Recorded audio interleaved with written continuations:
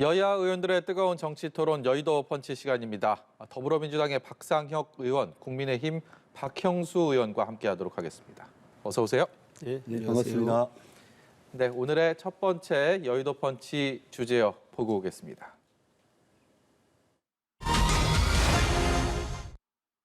민주당이 검수완박 입법 속도를 내면서 여야의 강대강 대치가 이어지고 있습니다. 4월 여의도 국회 그야말로 전운이 감돌고 있습니다. 이 토론 시작 전에 사회자로서 좀 부탁드리고 싶은 것이 있습니다. 검찰청법, 형사소송법 개정안, 그러니까 이 검수완박 법안이라는 것에 왜 필요하고 또 혹은 왜 불필요한지 뭐 전혀 언급을 안 할 수는 없겠지만 가급적 간략하게 좀 다뤘으면 합니다. 왜냐하면 이 얘기를 양당의 목소리를 너무나 오랫동안 저희가 들어왔기 때문에, 그리고 그것이 어떤 접점을 찾을 수 없는 것이 현실적인 상황이라는 것을 공감하고 있기 때문에 앞으로 어떻게 그러면 진행이 될 것이고 앞으로 어떻게 해결을 할 것인지에 좀 집중해서 얘기를 했으면 합니다. 일단 전운이 감도는 건 맞는 것 같습니다. 조금 전에 민영배 민주당 의원 법사위원으로서 일단 탈당을 했습니다. 무소속으로 법사위에 참여해서 이 법안 처리에 힘을 보태겠다 이런 의미인데, 박상혁 의원께서는 동료 의원으로서 어떻게 보셨습니까? 평소 민영배 의원님하고 여러 가지 관련되어서 토론을 좀 해봤던 적이 있습니다. 그런데 민영배 의원 자체가 굉장히 오늘 뭐 필요성에 대해서 길게 얘기하지 않겠지만 굉장히 동감하고 반드시 이번에 수사와 기소를 반드시 분리해서 검찰이 제자리 찾기, 정상화할 수 있는 길을 해야 된다라는 강한 좀 신념과 소신을 갖고 계신 분이에요. 그래서 저는 이게 무슨 지도부하고 상의하거나 그랬을 것 같지는 않고 지금 돌아가는 상황이 양양자 의원이 조금 신중한 입장을 취한다 이런 보도가 있다 보니까 그리고 양양자 의원 자체가 뭐 저희 당 소속은 현재 아니고 무소속이시잖아요. 그래서 아마도 그런 의사 확인이나 이런 것들이 어렵고 지금 알려지는 것이 좀 신중하다 이렇게 하다 보니까 자신이라도 나가서 결단코 이번에는 해내야겠다라는 좀 의지가 강하게 표출된 탈당이 아닌가 그렇게 좀 이해가 됩니다. 양양자 의원이 무소속 의원으로서 소위 말해서 우리 편이 되기가 좀 확실하지가 않다라고 하면 설득을 하는 좀 작업이 필요하지 않았을까요? 저도 그렇게 생각을 하고요. 그런데 이제 양양자 의원이 당 밖에 좀 계시고 그래서 아마도 그런 과정들, 설득의 과정들이 어떻게 진행되는지 제가 좀 확인하기는 좀 어려운데, 예.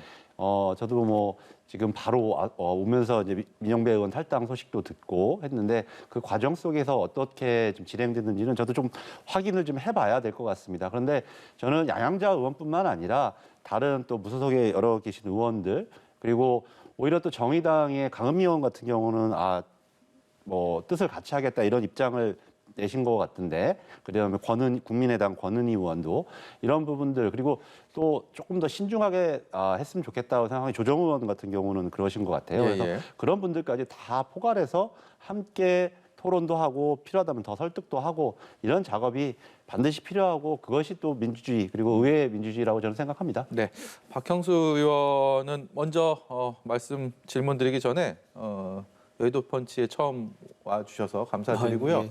그리고 원내대변인으로 또 활동하게 되셨으니까 앞으로도 왕성한 활동 기대하도록 하겠습니다. 네. 민영배 의원의 탈당 어떻게 보고 계십니까?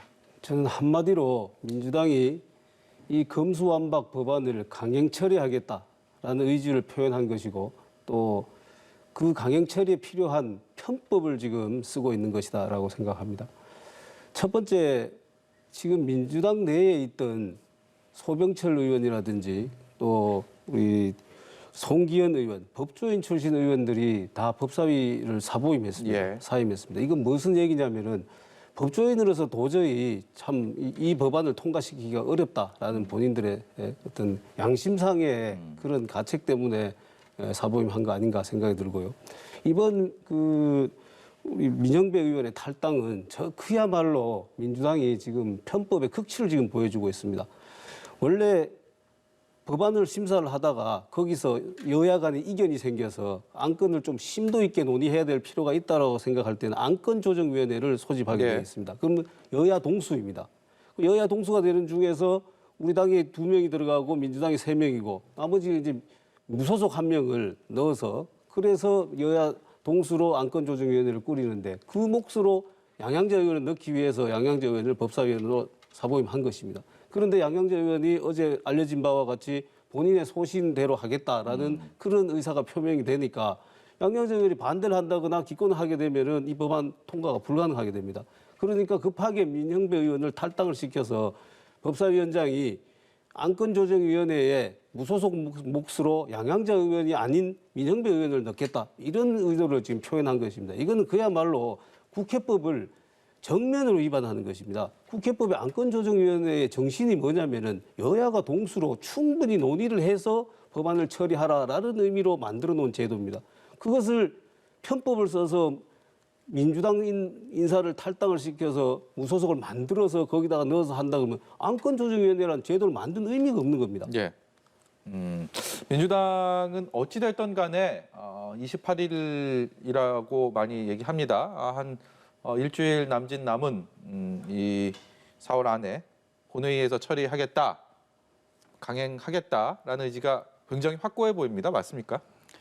예, 뭐 아시는 것처럼 저희들이 이번 당론을 정하면서 여러 전문가들 그리고 법조인 의원들, 비법조인 의원들 그리고 여러 차례 또 의원총회를 거치면서 당론을 모았습니다. 예. 그리고 그 과정 속에서는 조금 더 신중했으면 좋겠다라는 의견도 있었고 아니다 이번에 반드시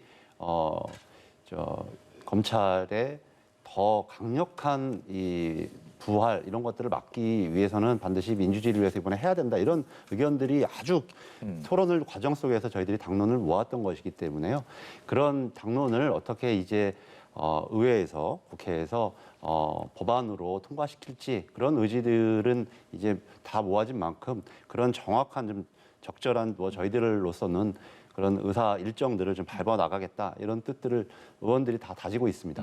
어렵사리 법사위의 문턱을 넘어선다 하더라도 본회의 표결을 할 때 민주당이 당론으로 정했기 때문에 172명이 발의도 했죠. 예, 172명 아무도 이탈하지 않고 하나의 뜻을 모을 수 있다 이런 분위기입니까? 저는 뭐 그렇게 생각을 하고 있고 그게 당론의 의미이고 또 지난 여러 가지 토론과 과정 속 의총을 여러 차례 했던 그런 의미라고 생각이 들고요. 물론 또 개개인의 판단들은 있을 가능성도 있습니다만 예. 지금 갖고 있는 이 엄중함 그리고 우리 당원들이 지켜보고 계시고 국민들이 함께하고 계시는 이 상황 속에서 저는 뭐 희망하건대 또 네. 기대컨대 함께 총의를 모아서 통과시킬 수 있을 거라고 생각합니다.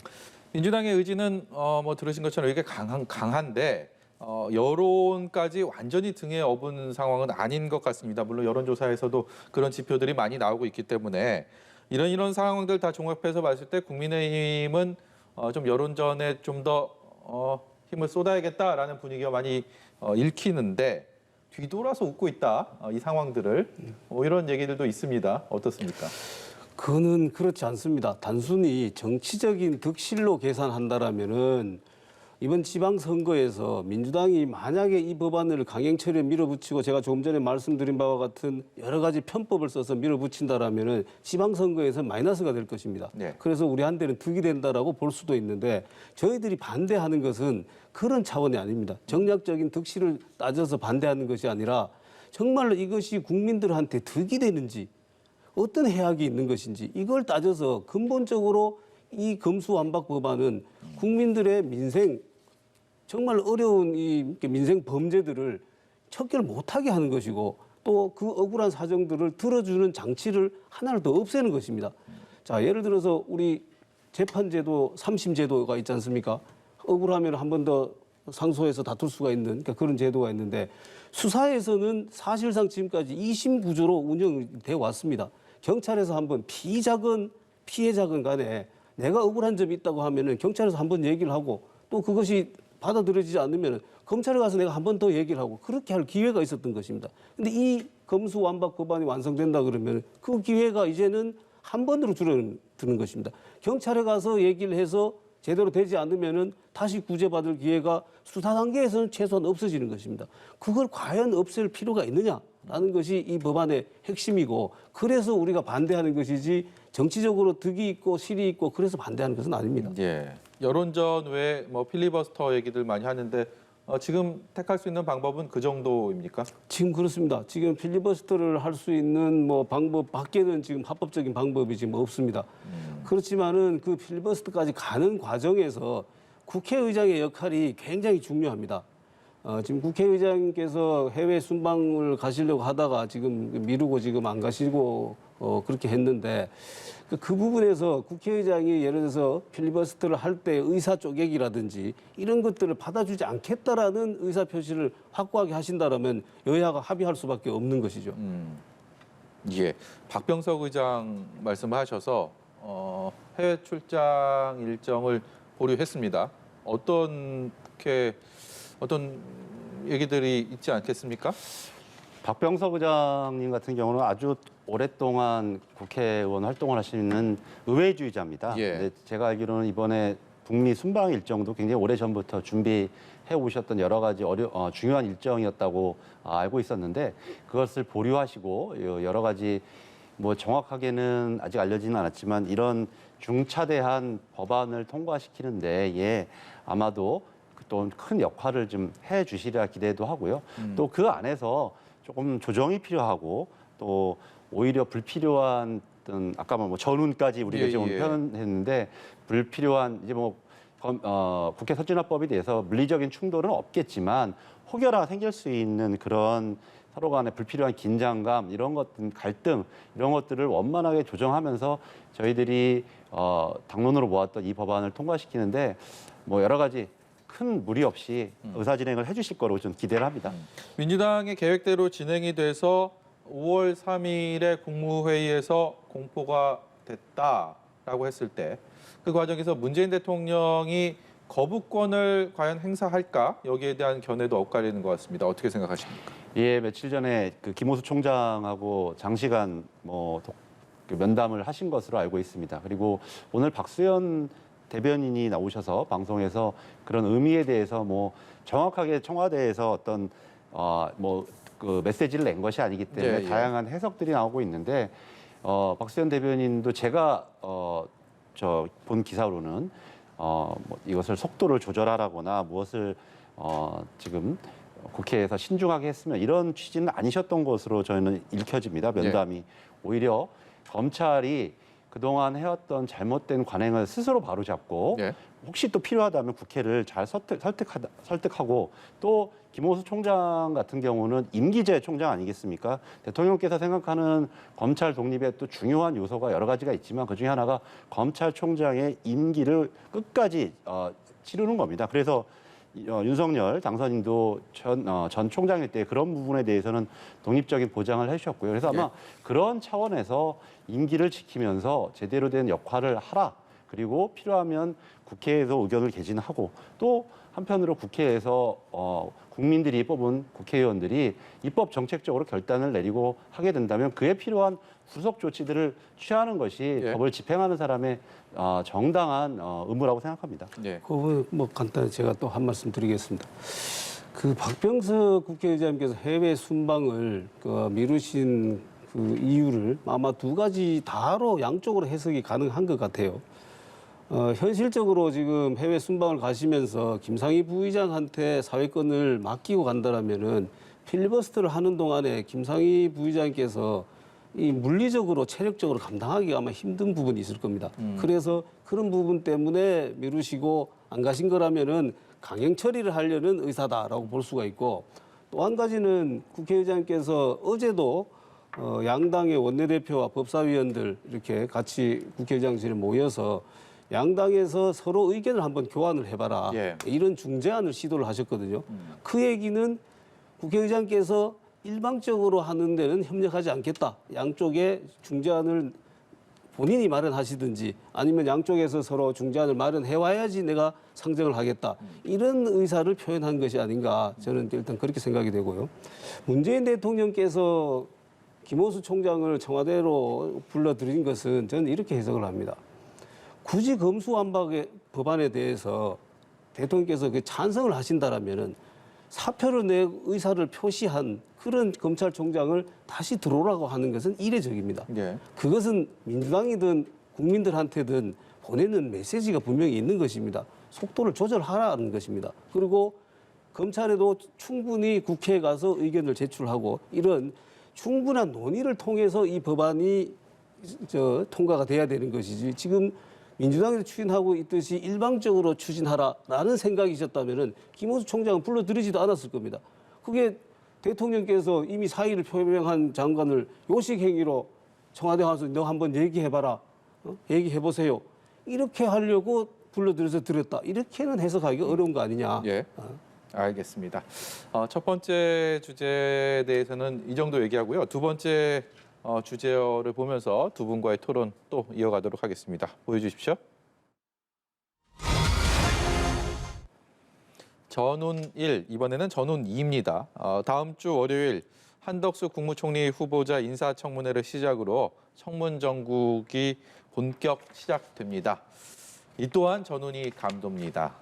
먼저 정호영 보건복지부 장관 후보자 얘기를 좀 해볼 텐데요.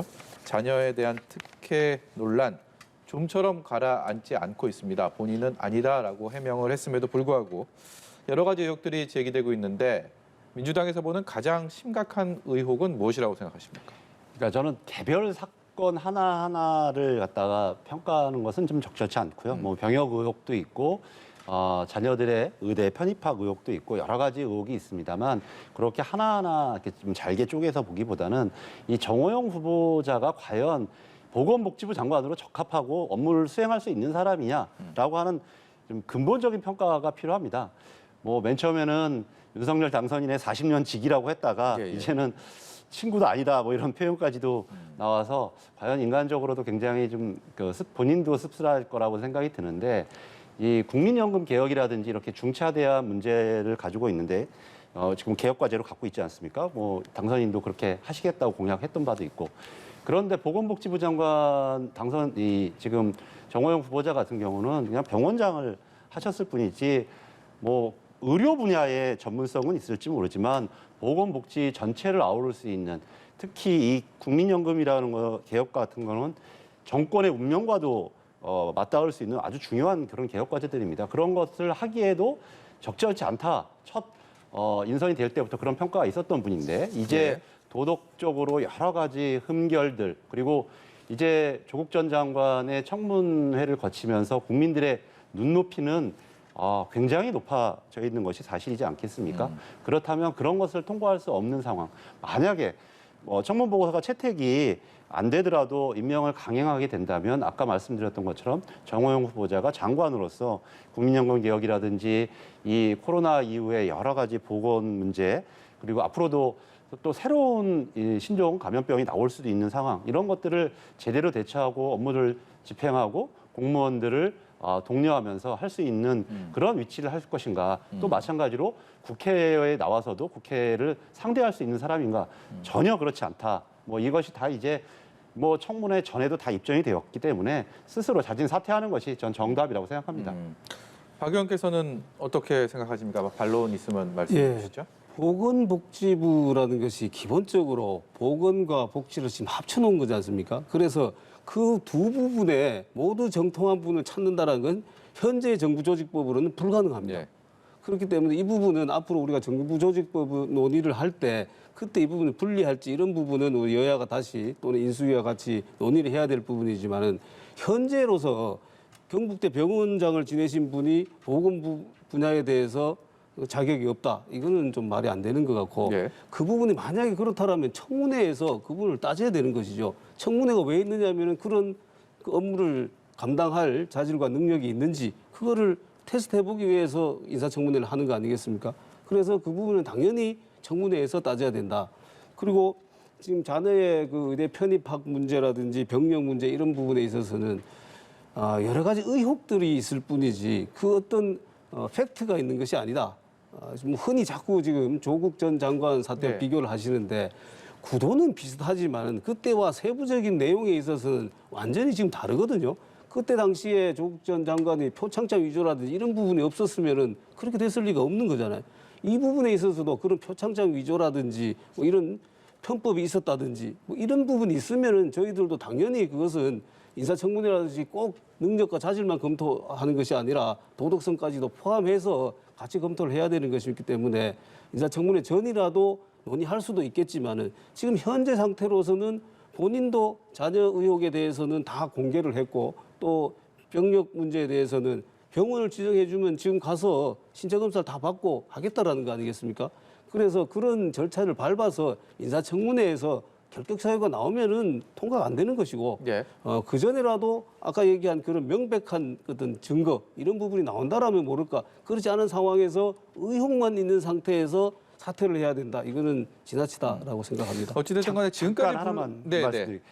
지금 아마 인수위에서는 이 정호영 이 후보자를 그 사퇴시키거나 이러지 않는 이유가 있을 거라고 생각해요. 그건 왜냐하면 지금 한덕수 총리 후보자 같은 경우는 굉장히 지금 심각한 상황이고 나머지 교육부 총리 그리고 뭐 한동훈 장관은 더 말할 것도 없고요. 이렇게 굉장히 결격 사유거나 굉장히 논란이 있는 분들이 많아서 이런 분들 만약에 이 정호영 후보자가 사퇴해서 떨어지게 되면 다음으로 계속 넘어갈 기호이기 때문에 나중에 청문회를 하고 나서 결국 정호영 후보자를 희생양으로 삼으려고 네. 하는 그런 좀 전략으로 네. 보여지는데요.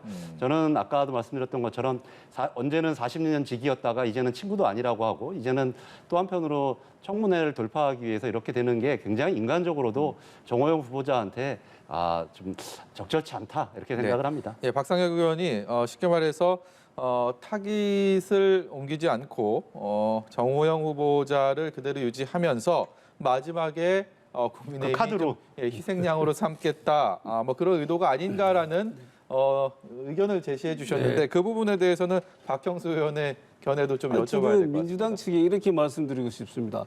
지금 타겟을 왜 굳이 한 분만 놓고 타겟을 삼고 계십니까? 타겟이 여러 개 있으면은 그분들 문제가 많은 분들이 있으면은 모두 다 주장을 하면은 국민들께서 다 판단하실 거 아니겠습니까? 이분은 적절하다, 부적절하다. 꼭 정호영 후보자가 사퇴를 해야지 그 다음 타겟을 정해서 그분에 대한 의혹을 제기하고 그런 건 아니잖아요. 각 지금 부처별로 인사청문회를 다 지금 준비하고 있는 걸로 알고 있는데 그런 부분에서 문제가 있다라면 언제든지 지금이라도 얘기를 해서 그런 부분을 한꺼번에 같이 걸러내는 것이 맞지 꼭 뭐 하나하나 이렇게 하실 필요는 없다라고 생각합니다. 지금 상황이 국민의힘 입장에서도 사실 좀 부담스러운 거는 사실이지 않습니까? 의혹들이 제기되는 부분에서는 뭐 당연히 부담스럽죠. 그리고 또 저희들은 기본이 뭐 공정과 상식을 회복하겠다고 출발한 정부이기 때문에 그런 부분에 대해서 의혹이 있다라면은 그걸 굳이 덮고 가고 그렇게 할 생각은 없습니다. 예. 우리 국민의힘 당 차원에서도 이런 문제들이 불거진다라면은 언제든지 인수위나 당선인 측에 이러이러한 민심들을 전달하고 그렇게 할 생각입니다. 네. 그런가 하면 이 정호영 후보자와 달리 한동훈 후보자에 대한 반대 여론도 상당히 굳건한데 이 후보자를 둘러싼 의혹들보다는 인물 자체에 대한 찬반이 핵심인 것 같습니다. 민주당에서 이렇게 반대한 이유는 뭡니까? 그러니까 저희들이 처음부터 말씀드렸지만 지금의 법무부 장관이 어떤 자리인가가 굉장히 중요하다고 생각을 합니다. 아시는 것처럼 윤석열 당선인은 민정수석실을 폐지한다고 합니다. 그리고 그러고 나서 인사들의 그러니까 앞으로 공직 인사의 검증 기능을 법무부로 이관한다고 합니다.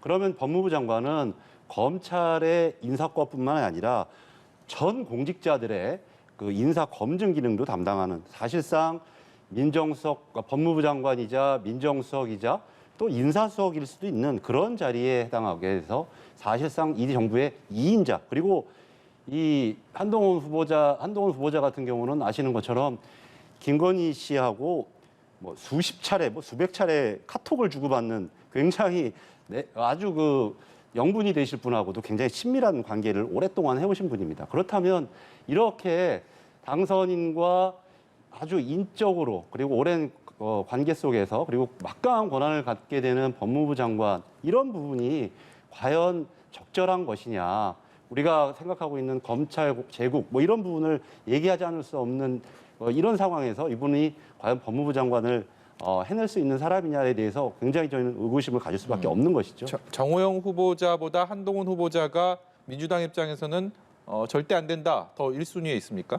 아니 정호영 후보자 같은 경우는 그분이 장관으로서의 지위의 문제라고 한다면 한동훈 후보자라고 하는 사람은 뭐 지금도 임대차와 관련되어 가지고 여러 가지 뭐 문제점이 나타나 있고 농지법 위반 관련되어서도 이제 하나 둘씩 그동안의 문제점들이 나타나고 있습니다. 이런 개별적 사건도 중요하지만 법무부 장관을 맡기에는 이 제도적인 법무부 장관의 위치와 함께 가장 적절치 않은 사람이다라는 생각을 하고 있고요. 네. 이런 부분이야말로 정말 당선인께서 여러 가지 사심이 없으시다고 한다면 좀 정말 중립적인 인사, 계속 탕평 인사 하신다고 하지 않았습니까? 국민 통합 인사 하신다고 했었는데 그런 분을 법무부 장관으로 하면 좋겠다라는 생각이 들고요.